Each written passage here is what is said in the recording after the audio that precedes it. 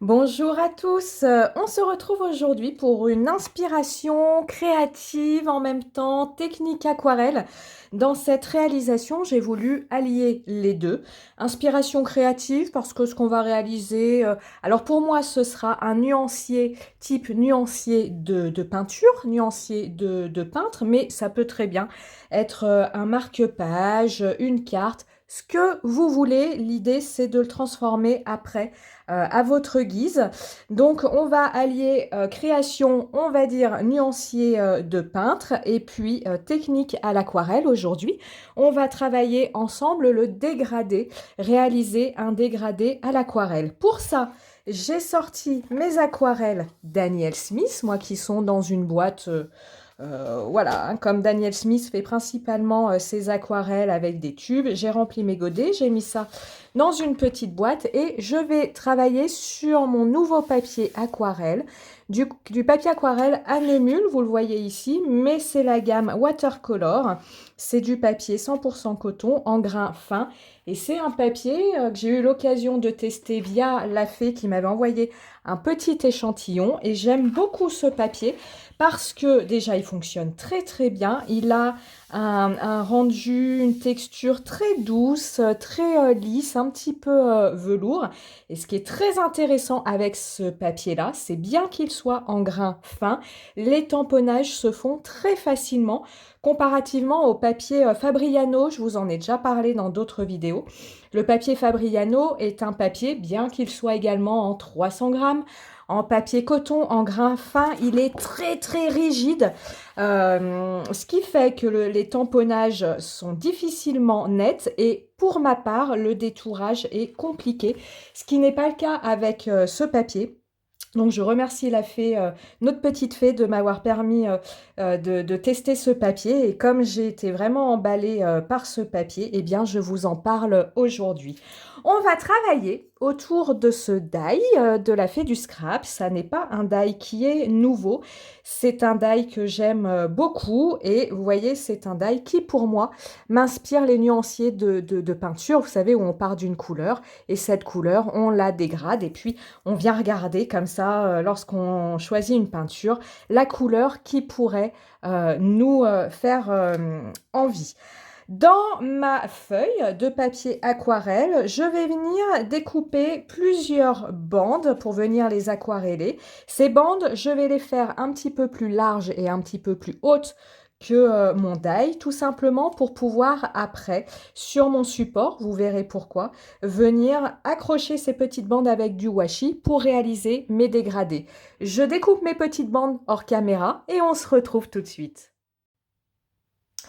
Mes petites bandes ont été taillées. Je vous donne pas les dimensions parce que j'ai vraiment fait ça au hasard. Mais comme je vous disais, voilà, elles sont tout juste un peu plus grandes. Il faut surtout qu'elles soient plus grandes dans la longueur pour que je puisse les attacher avec du washi ici. Elles sont un petit peu plus longues que mon die. Même si là, voilà, mon petit outil de découpe est un petit peu usé. Même si on a des petites choses qui ressortent, c'est pas très grave parce que je vais le retailler par la suite. Mes petites bandes sont découpées, vous en faites autant que vous souhaiteriez.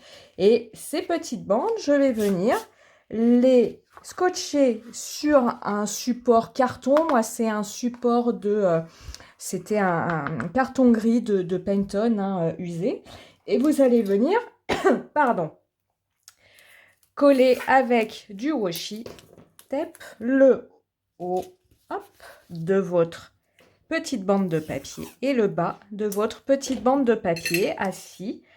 Cette petite bande sera bien fixée sur votre carton. Le but étant, lorsque l'on va réaliser notre dégradé de couleur, notre lavis de couleur en dégradé, le but est de pouvoir tenir votre carton un tout petit peu penché, pas droit comme ça, mais un tout petit peu penché pour que l'aquarelle s'écoule de haut en bas et évite de s'agglomérer, s'agglutiner à certains endroits et de vous faire des auréoles. Je viens humidifier mon aquarelle. Et là, je vais vraiment choisir des couleurs au hasard. Les couleurs, alors, vous ne le faites pas au hasard, hein, utilisez les couleurs que vous souhaitez utiliser, mais peu importe pour la suite du travail me concernant. Je prends ici un pinceau à la vie un petit peu épais, c'est le Raphaël, le Soft Aqua taille 0. Et je vais commencer par allez, un petit vert. On va prendre celui-ci. Je n'ai pas mon nuancier à côté de moi, je n'ai aucune idée du nom de cette couleur, mais ça, je vous le dirai dans l'article du blog correspondant à cette réalisation. Je fais vraiment ça, voilà, détente, freestyle, improvisation, et je viens réaliser un jus avec ma couleur. Maintenant que ce jus est bien concentré, hein, il vous faut quelque chose de pas trop dilué, hein, quelque chose d'assez concentré en couleur, puisque ça va être la partie la plus intense de notre dégradé. Une fois que celui-ci est fait, vous allez prendre votre carton, légèrement l'incliner et faire le haut, hop, de votre carton. Là, je vais vouloir éclaircir ma couleur, donc je trempe mon pinceau dans mon bocal d'eau, je les sors légèrement et je viens faire quelque chose, vous voyez, de plus clair. Je veux continuer à éclaircir ma couleur, je trempe mon pinceau dans mon bocal d'eau, je les sors un petit peu et je continue. Alors cet exercice est d'autant plus facile que vous utilisez du papier en coton, en cellulose, vous risquez d'avoir beaucoup de traces. C'est déjà quelque chose, un exercice qui est compliqué. Hop. Et je finis ma dernière couleur. Voilà. Donc vous voyez, hein, c'est un exercice qui est compliqué. À chaque changement de couleur, enfin de changement de dilution, j'ai une petite trace. Tout simplement pourquoi? Parce que le niveau de concentration, d'équilibre entre eau et pigment n'est pas le même. Et puis là où vous avez des traces, qu'est-ce que ça signifie? Ça signifie que j'ai trop appuyé avec la pointe de mon pinceau. Donc c'est venu éclaircir mon papier à l'inverse des zones plus sombres. Ce n'est pas un souci puisque à terme, nous allons avoir le die qui va se positionner comme ceci et les traces ne se verront plus. Je laisse celui-ci sécher et je vais en réaliser un autre avec vous. Hop, un petit bout de washi. Donc vous voyez, c'est très vite fait. Faites ça en série, tranquillement, avec les couleurs que vous avez. Je vous conseille, comme je vous disais, d'utiliser du papier en coton parce que cellulose, ça va être un petit peu plus compliqué. Vous aurez beaucoup plus de marques. Je suis en train de me battre avec mon washi. Mais avec le cellulose, c'est tout à fait possible, mais ce sera simplement plus compliqué. J'ai pris du papier grain fin, n'hésitez pas à utiliser du papier à grain torchon, à grain texturé si vous travaillez avec des aquarelles granuleuses. Je vais aller dans du rose. Hop. Allez. Donc, vous voyez, hein, les couleurs Daniel Smith sont extraordinairement flash. Ce sont des couleurs très intenses. Je mouille un peu mon pinceau. Et on est parti. On refait exactement la même chose. Hop. Voilà. Je trempe mon pinceau. On continue. Donc là, j'appuie un peu moins avec mon pinceau pour essayer simplement, vous voyez, d'avoir un petit peu moins de traces, même si je vous dis pour cet exercice-là, ça n'est pas un souci. Voilà. On essaye de s'entraîner. Je pense également que j'ai des traces tout simplement parce que j'essore trop mon pinceau. Or, l'aquarelle, elle aime l'eau. Mais encore une fois, avec le die par-dessus, ça ne se verra plus. Voilà. Je l'enlève délicatement, je la laisse sécher à côté. Et je vais faire une troisième couleur avec vous. Les autres, je les ferai hors écran pour pas non plus trop vous saturer avec cette partie-là. Allez, opération washi. Et pourtant, aujourd'hui, j'ai des ongles longs. Donc ça devrait être plus simple. Alors, ne me demandez pas où j'ai trouvé mes washi. C'est dans différents magasins de loisirs créatifs. Il y en a que j'ai depuis 5-6 ans. Mon pinceau, il est là. Et on va utiliser le vert cascade. Allez, je le mets ici dans ma palette. Hop. Donc, vous voyez, hein, l'intérêt des palettes céramiques, c'est que vraiment votre couleur s'étale. Donc, vous pouvez bien travailler avec votre pinceau. Ce qui n'est pas le cas des palettes en métal, hein, celles qui contiennent vos godets. Voilà, je charge bien mon pinceau et j'y vais.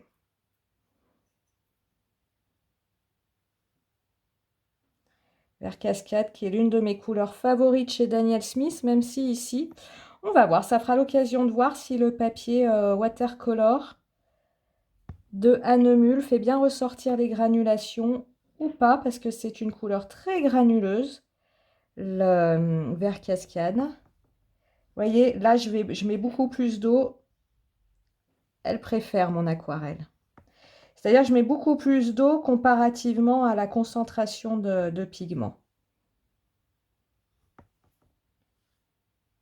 Voilà. Et je vais laisser sécher. Je vais faire les bandes qui me restent hors caméra et on se retrouve juste après pour la suite du programme. Si vous voulez un dégradé avec beaucoup moins de traces, comme ici, vous pouvez vous entraîner à travailler sur papier humide. C'est ce qu'on va appeler la technique de mouiller sur mouiller. Je vais en faire avec vous. Là, j'ai fait avec le rose Opéra, vous voyez, qui est un rose très très flash chez Daniel Smith. Une petite bande. Mon fameux petit washi qui a décidé de m'embêter aujourd'hui. Donc, utilisez du washi tape hein, parce que ça se décolle très très facilement sans arracher votre papier aquarelle, ce qui ne serait pas le cas d'un scotch lambda. Hein. Si j'utilise ça, c'est pas pour la beauté du motif, c'est vraiment pour éviter d'abîmer mon papier aquarelle. Un petit bout en haut, un petit bout en bas. C'est pour ça que je vous avais dit hein, de faire un petit peu plus grand que la taille du die. Et on va utiliser, allez au hasard, qu'est-ce que je vais prendre? Celle-ci de couleur, tiens, je peux aller par là. Je crois que c'est le bleu lunaire ici, je voudrais pas vous dire de bêtises. Hop. Ah bah j'ai oublié de mouiller mon papier. Vous voyez, les vidéos en direct, c'est pas aussi bien câblé que les vidéos enregistrées. Parce qu'on a tout qui vole, on oublie des étapes et on ne peut pas revenir en arrière lorsqu'on est en direct. Certains diront c'est la magie du direct. Moi, je dirais c'est un petit peu trop d'improvisation pour moi. Mais je trouvais ça plus sympa de le faire de cette façon-là pour aujourd'hui, pour pouvoir vous commenter en temps réel ce que je fais. Donc, mon papier a été mouillé. Hop, j'incline. Mon pinceau est bien imprégné. J'incline, mais pas trop, sinon mon aquarelle va complètement couler. Je viens tremper la pointe de mon pinceau. Je les sors légèrement. Voilà. Chaque fois que vous me voyez quitter l'écran, c'est que je vais humidifier mon pinceau pour qu'il perde en pigment et qu'il s'éclaircisse. Vous voyez ici les effets de granulation de cette couleur. Donc, il n'y a pas à chipoter pour avoir un bel effet de granulation. Il faut vraiment que votre peinture soit très diluée et vous voyez que votre papier soit mouillé. Ça fonctionne beaucoup mieux qu'avec la technique de sec sur mouillé. De mouillé sur sec. Le petit dernier.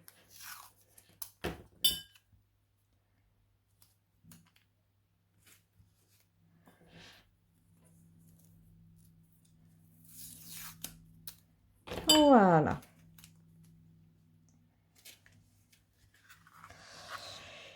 Dans mes couleurs granuleuses que je pourrais vous montrer, je vais avoir le Lunar Black. Est-ce que c'est celui-ci? J'imagine que je l'ai mis en bout de ligne. Je travaille normalement toujours avec mon nuancier. Mais là, encore une fois, magie du direct, je ne sais pas où il est. Je vais bien le retrouver. Voilà, je mets bien mon papier. J'attends pas forcément qu'il ait séché un petit peu pour ici. Ça n'est pas la peine. Hop. Et on est parti. Vous voyez, hein, comme l'aquarelle est attirée par l'eau.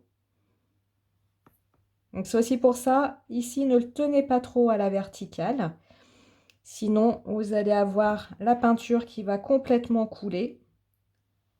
Et votre dégradé sera plus difficile à réaliser. Donc après, c'est à vous de voir. À vous de voir selon l'effet que vous souhaitez réaliser. Si vous préférez travailler sur un papier sec, comme on l'a fait au début. Donc on peut comparer, hein, sur un papier sec, on a plus de traces, mais les couleurs sont beaucoup plus intenses, normal, il y a moins d'eau. Ou si vous préférez travailler sur papier humide, sur papier mouillé, vous voyez, le dégradé est beaucoup plus harmonieux et beaucoup plus sans traces, et surtout sans traces.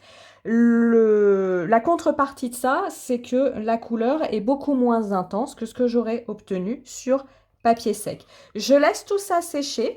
Je vais faire quelques petites découpes avec le die de notre fée et je vous retrouve juste après. Mes petites bandes d'aquarelle ont séché. Je vais vous montrer mes deux roses, la différence entre papier sec, papier mouillé. On n'est pas sur la même couleur, hein, mais vous voyez, l'un avec des traces, mais la couleur est plus intense, plus concentrée. Le deuxième, beaucoup moins de traces, mais couleur plus claire. Je vous compare ici ces deux couleurs. Voilà. Et ici, ces deux couleurs. Donc, on voit aussi que quand on travaille sur papier humide, ça c'est ce que je vous dis souvent par ailleurs, l'effet de granulation ressort beaucoup plus. J'ai préparé des découpes avec le die de la fée du Scrabble. J'ai préparé 3 sortes de découpes. Découpes dans du papier blanc, découpes dans du papier craft. Ici, c'est un papier craft de Schwein Flower. C'était la collection Storybook. J'aimais bien avec les petites écritures. Je trouve que c'est passe-partout. Et puis, une découpe dans un papier que j'ai réalisé. Vous savez, c'est ma lubie du moment. Hein. C'était un fond gel presse avec des encres en spray. Donc, je vais voir comment mixer tout ça. J'avais un petit peu regardé pour... Voilà, ça, je trouvais que ça allait pas mal avec.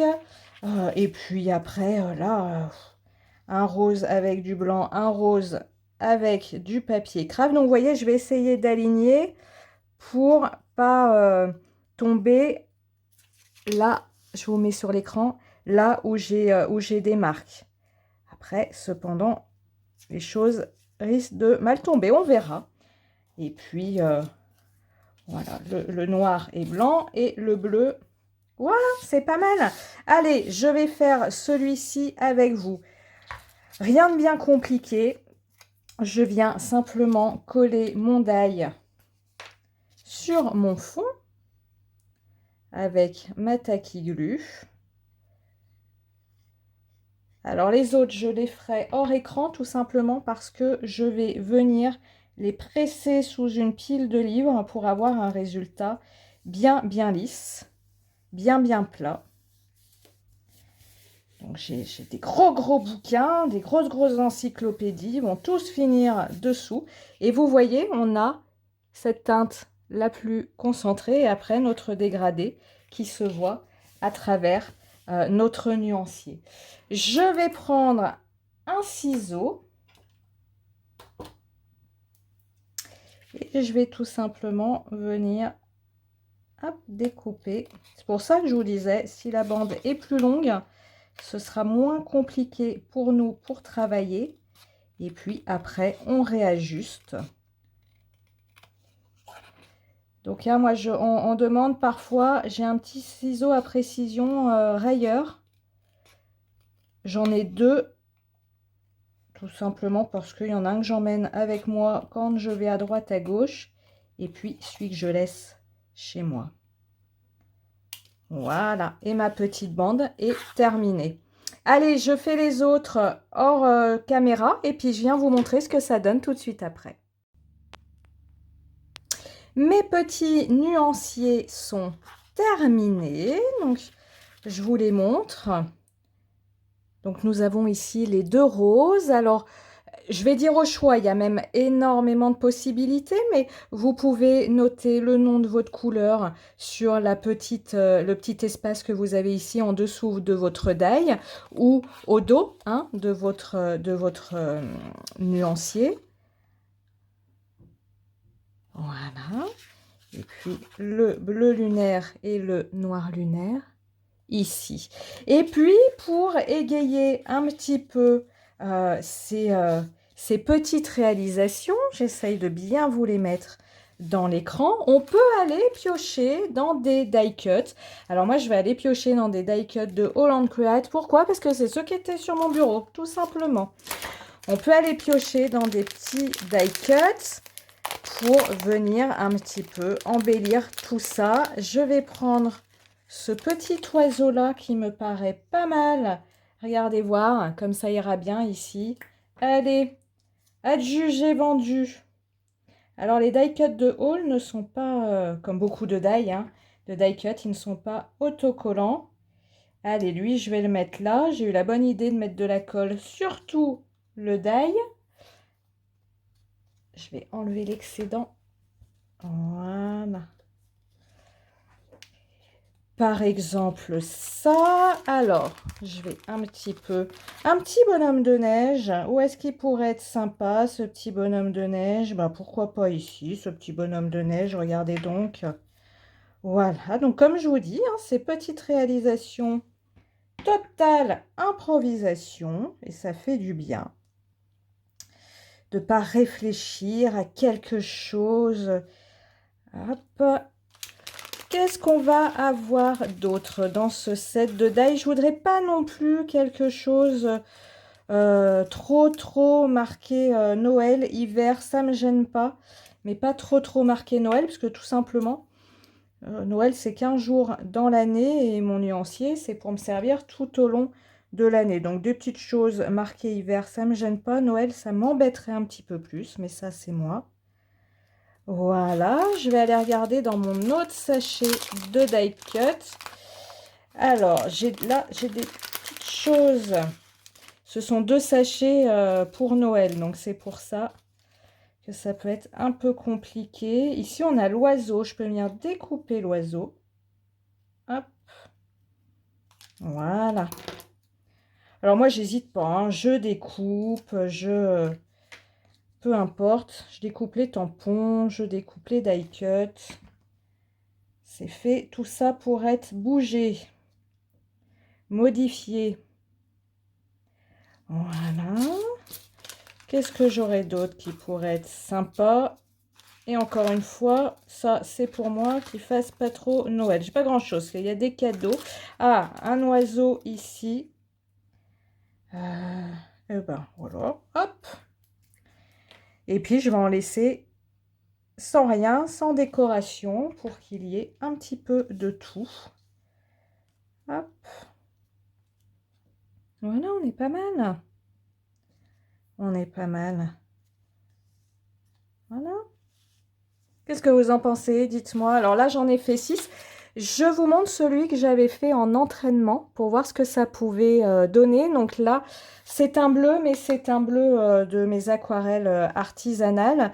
Et j'avais réalisé le dégradé sur du papier cellulose. Ça avait fait énormément de traces pour atténuer les traces. Je m'y étais pris à deux couches. C'est notamment pour ça que je vous dis évitez le cellulose. Ou si vous utilisez du cellulose, faites comme moi avec deux couches pardon, de couleurs.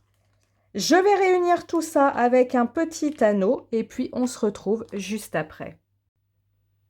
Et bien voilà cette première base de travail terminée. Donc j'ai relié le tout avec un petit anneau tout simple.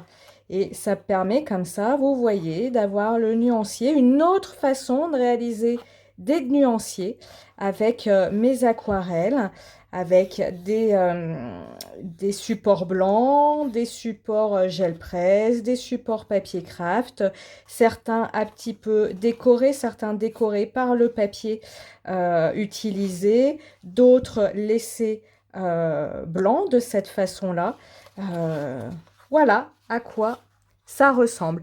Ce que je vous propose, c'est que d'ici la prochaine vidéo, je vais en réaliser quelques-uns de plus pour avoir quelque chose de plus conséquent. Et puis surtout, ce que je vous montrerai en vidéo, c'est de réaliser une petite page de garde, tout simplement, de ce nuancier, pourquoi pas avec un petit personnage créatif, avec des pinceaux. Je vais voir ce qui me viendra en tête à ce moment-là.